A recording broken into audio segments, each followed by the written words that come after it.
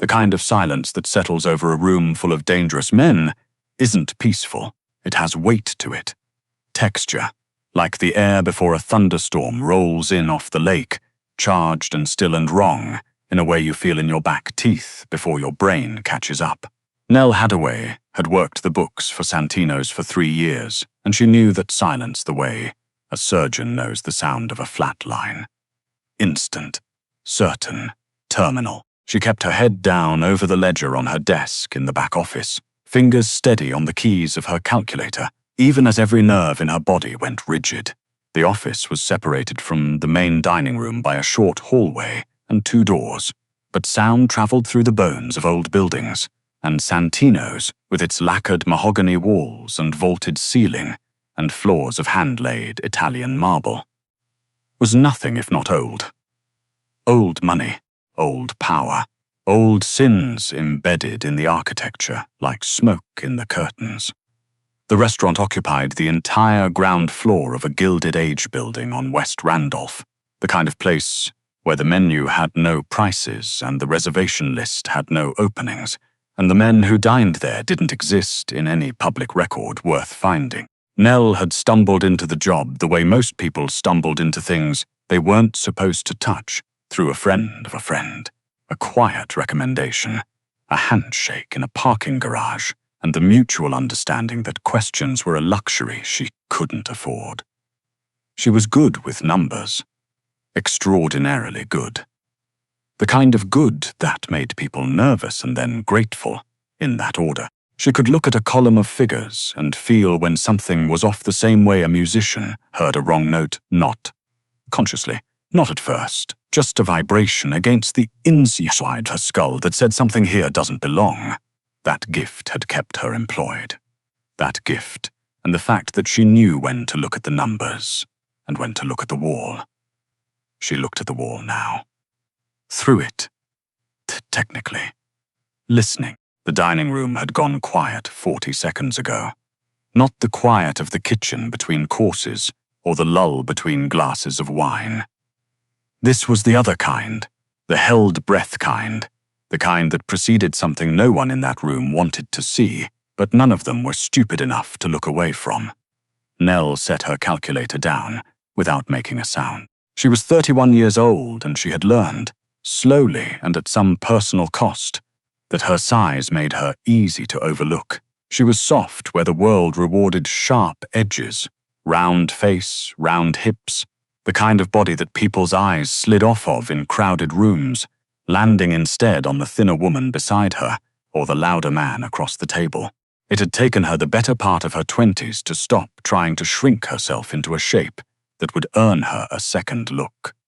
Here, in this building, surrounded by men whose currency was attention and fear, she had discovered that invisibility was something else entirely.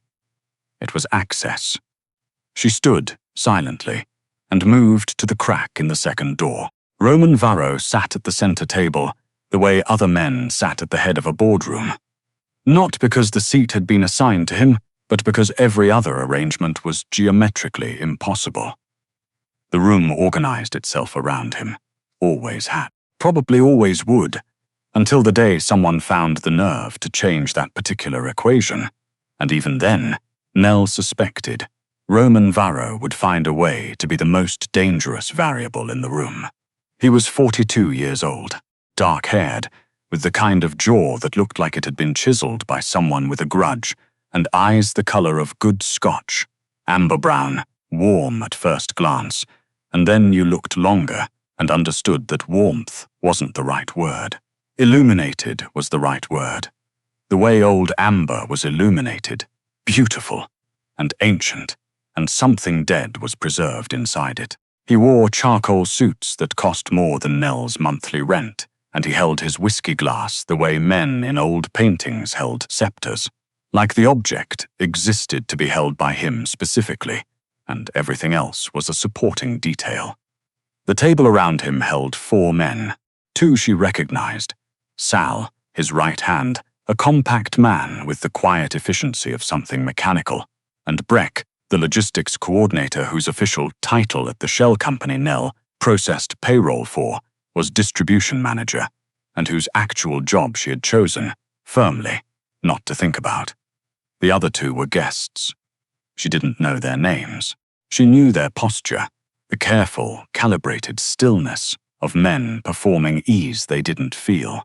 She knew because she was doing the same thing.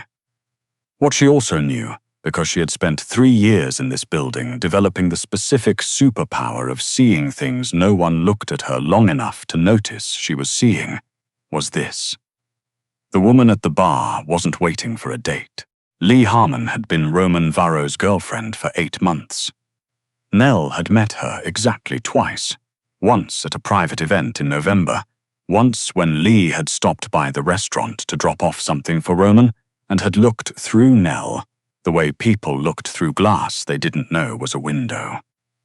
Lee was the kind of beautiful that required upkeep.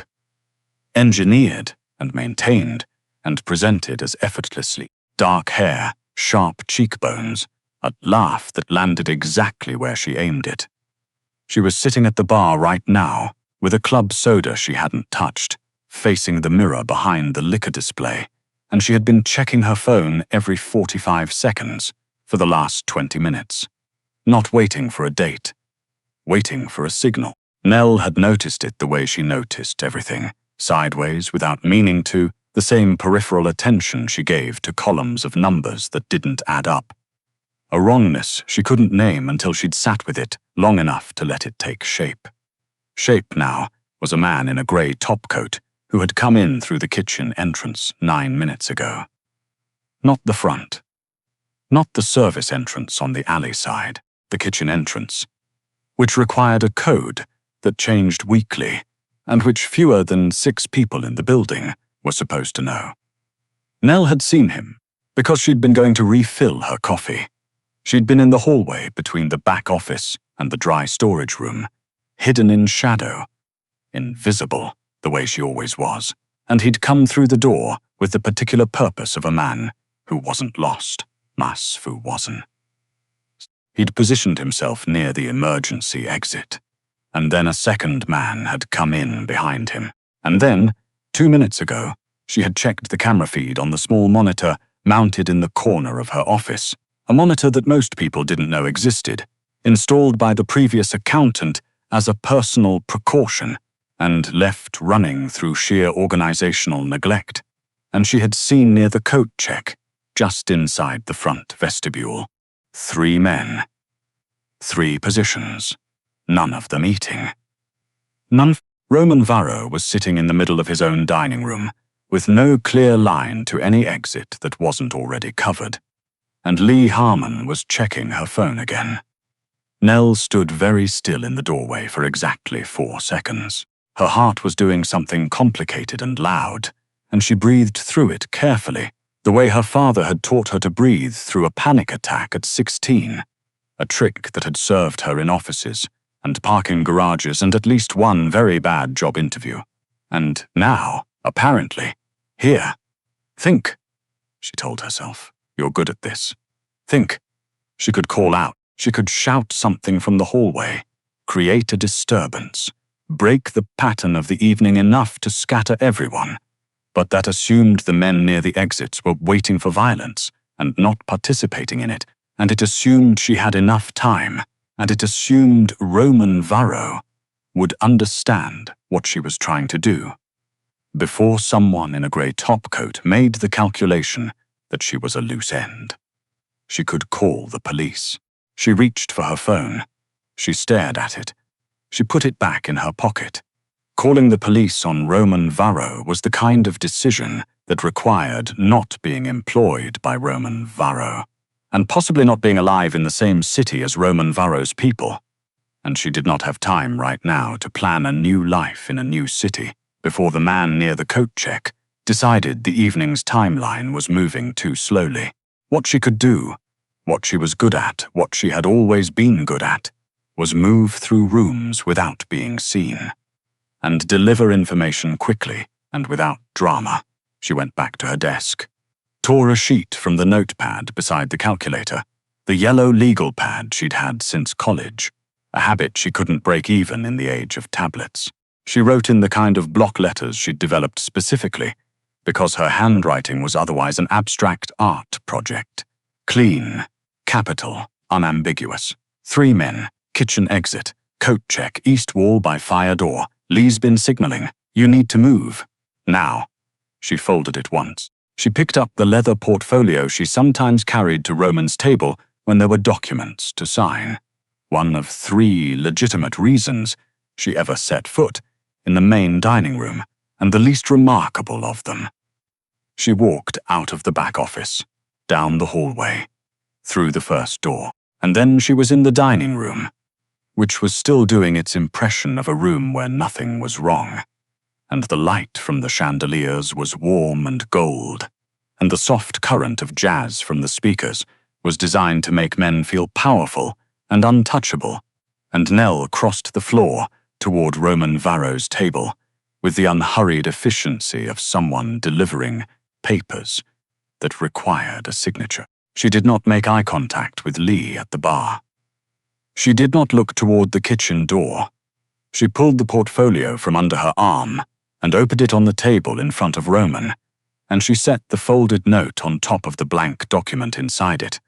And she said, in the quiet professional voice she used when she was interrupting a dinner with something that couldn't wait, "Mr. Varro, I need your sign-off on the Q3 reconciliation before I can close the month." Roman Varro looked at her. He had a way of looking at people that she had spent 3 years not thinking too hard about. It wasn't cold, exactly. It was complete, like being looked at by something very old and very thorough that was deciding, with no particular urgency, what you were and what you were worth. He looked at her, and then he looked at the portfolio, and then he looked at her again, and something in his expression shifted, barely. A fractional movement that she might have missed if she hadn't been trained by proximity to read the micro-expressions of a man who almost never had any. He reached out and picked up the note. He read it without changing his face at all. Then he set it down and picked up the pen she'd left, clipped to the portfolio, and signed his name on the blank document. Signed it fluidly, as though this had always been the plan, and said, "Tell Fausto the Lombard account needs another look before Friday." Fausto was the sommelier. He had nothing to do with any account. He was standing 6 feet away, near the wine station, and he was looking at Roman Varro with the particular attention of a man who was paid to notice exactly these moments. "Of course," Nell said. She picked up the portfolio. She walked back toward the hallway. She did not run. She did not look at the man near the east wall. She went back to her office, closed the door, and sat down at her desk, and her hands were shaking badly enough that she had to put them flat on the surface and breathe through it. 1, 2, 3. Her father's trick, her old trick, the one that worked. From the dining room, she heard the particular sound of chairs moving back from tables. Not the scraping hesitation of dinner ending. The coordinated, purposeful sound of men who had been given a signal standing up at the same time. Then nothing. Then, distantly, the sound of the kitchen door. Then nothing again. She didn't see Roman Varro that night. She finished her work, closed her laptop, and drove home through the lit-up streets of the West Loop with the radio on and the windows cracked and her mind very deliberately emptied, the way she'd learned to empty it. The same discipline she applied to columns of numbers that didn't balance. The deliberate patience of refusing to think about a problem until she could think about it clearly. The problem was that she had done something she couldn't undo. She'd been invisible for 3 years. Deliberately, carefully, skillfully invisible. She'd processed payroll for 3 shell companies and maintained 6 sets of books and reviewed contracts and prepared tax filings and answered questions with exactly as much information as was requested and no more. And in 3 years, she was confident that most operator couldn't have told you her last name. That was not an accident. That was not an accident. That was the whole plan. The plan was to be too useful to fire and too forgettable to threaten. The plan was to exist in the margins of something enormous and dangerous, and to do her job so quietly and so well that the enormous and dangerous thing had no reason to look directly at her. Tonight, she had walked into the middle of the dining room and looked directly at it. She didn't sleep until almost 4 in the morning. When she did, she dreamed about balance sheets. Roman Varro called her at 7:15.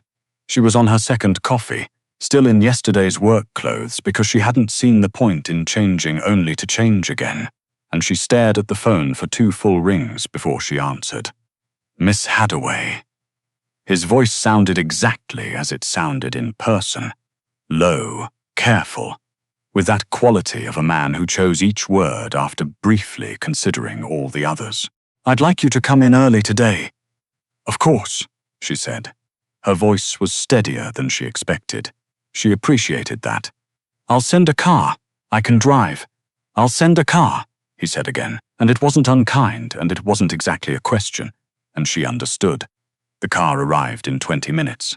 The driver was Sal, which was either an honor or a warning, and she decided to treat it as both and act accordingly.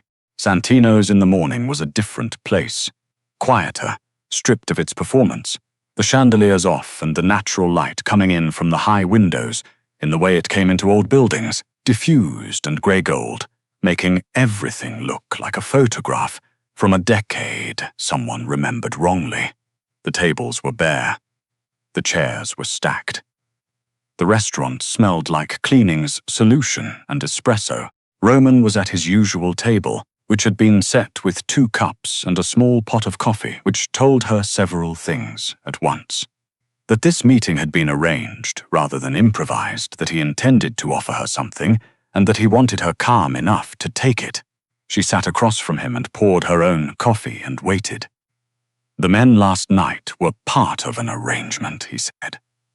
Not the problem or the situation. An arrangement, she appreciated the precision. An arrangement I was not aware had been made.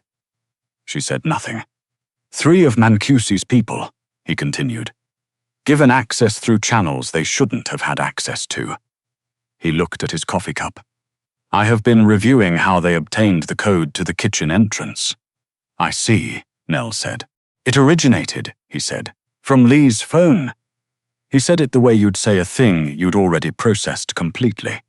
Not with anger, not with grief. With the flatness of a man who had filed the emotion somewhere and would deal with it at a time of his choosing. I'm sorry, Nell said, and meant it. He looked at her then, that complete, thorough look. How did you see it?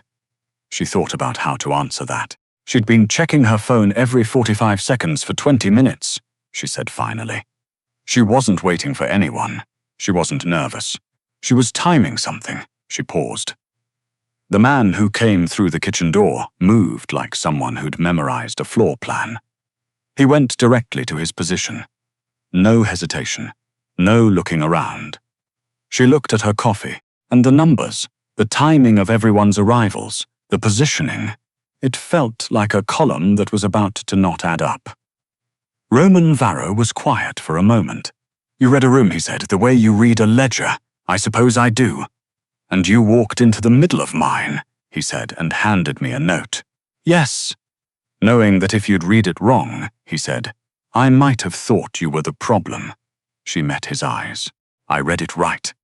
Something moved behind his expression, something that wasn't quite a smile, but occupied the same neighborhood.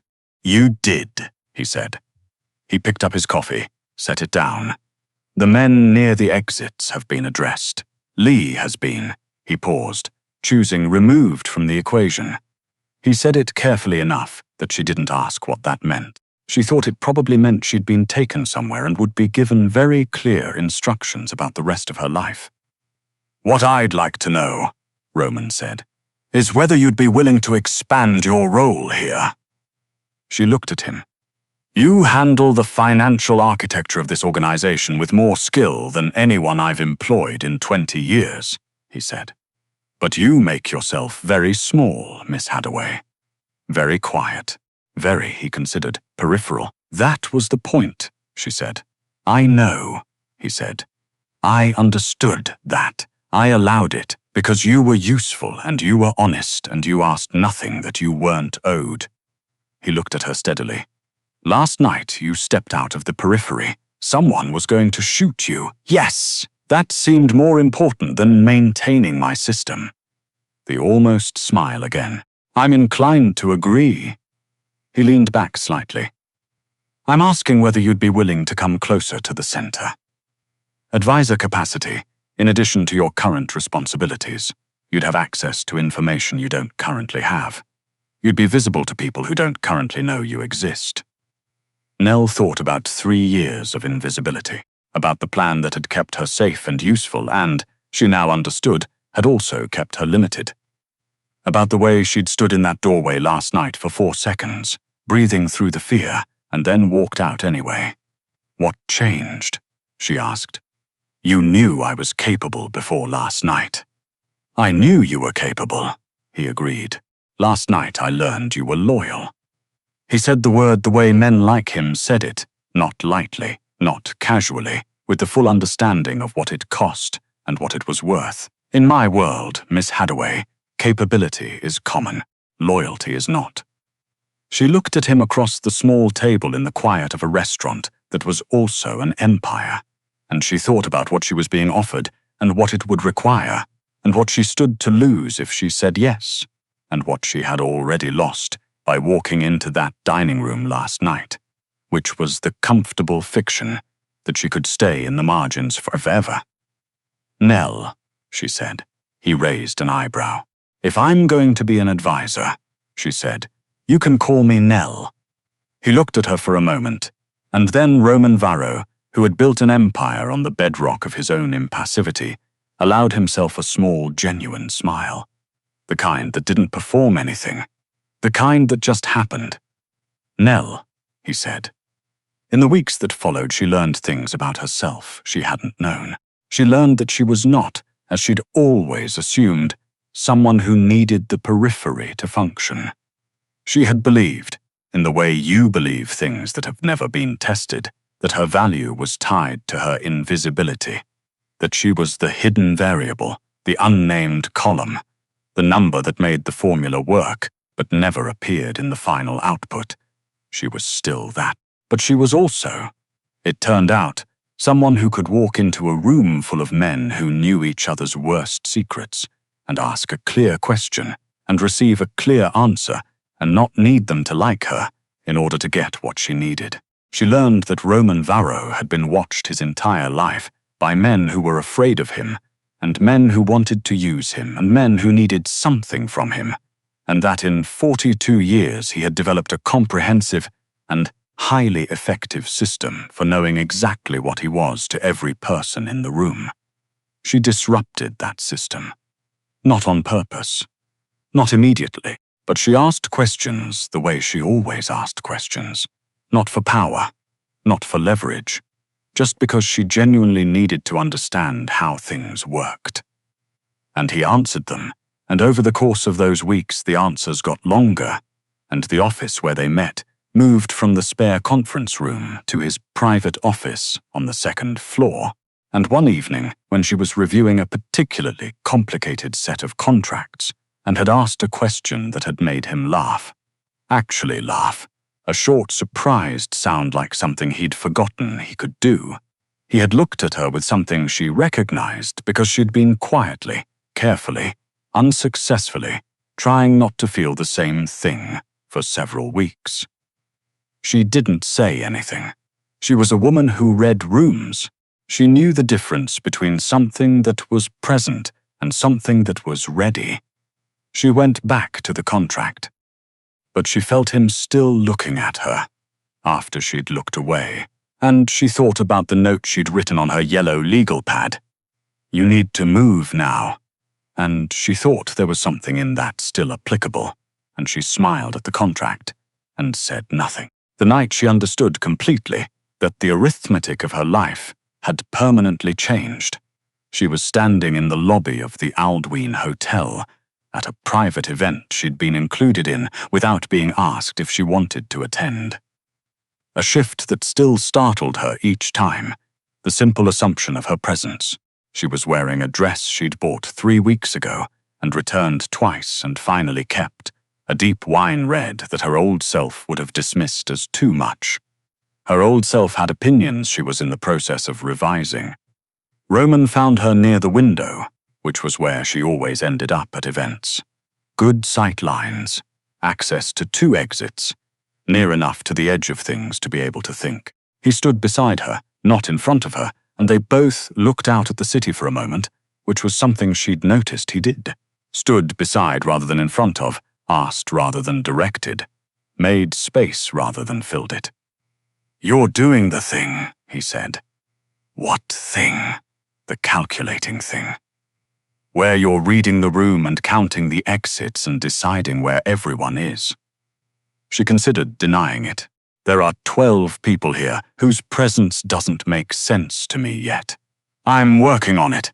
And when you've worked it out, I'll let you know if any of them are timing something." He turned to look at her, and she turned to look at him, and in the warm light of the hotel lobby, with the quiet hum of an expensive evening around them, he looked at her the way he'd been looking at her for 3 weeks. Complete, thorough, decided. "Nell?" he said. "Roman," she said deliberately, the name she'd never used to his face before. She felt it land. Something shifted in his expression, not the careful management of it, something underneath that. "I would like." He started and stopped, which was something she had never once heard him do. Roman Varro, who chose every word with forensic precision, stopping in the middle of a sentence. She waited, because she knew what it meant when someone stopped. They were arriving at something true. "I would like you to let me take care of you," he said. "I'm aware that you're capable of taking care of yourself. Thoroughly capable. I'm not asking because I think you can't." He looked at her steadily. "I'm asking because you walked into the middle of my dining room and handed me a note that saved my life, and I have spent every day since then watching you make yourself smaller in rooms where you should be taking up every inch of space you want, and I would like." He paused again to be the person who makes sure you never have an incentive to do that again. The city glittered behind her. The 12 people whose presence she hadn't worked out yet were arranged around the room doing their various things. Nell Hathaway, who had spent 3 years being the smartest person in a room that didn't know she was there, looked at Roman Varro and thought about columns of numbers and balance sheets, and the particular satisfaction of a formula that resolved cleanly, all the values accounted for, nothing hidden, nothing lost. "Okay," she said. He blinked. "Okay." "Yes." She turned back to the window, "but I'm still counting the exits." He stood beside her, not in front of her. "I know," he said. "I'm counting on it." And in the window's reflection, which neither of them acknowledged, she could see him smile.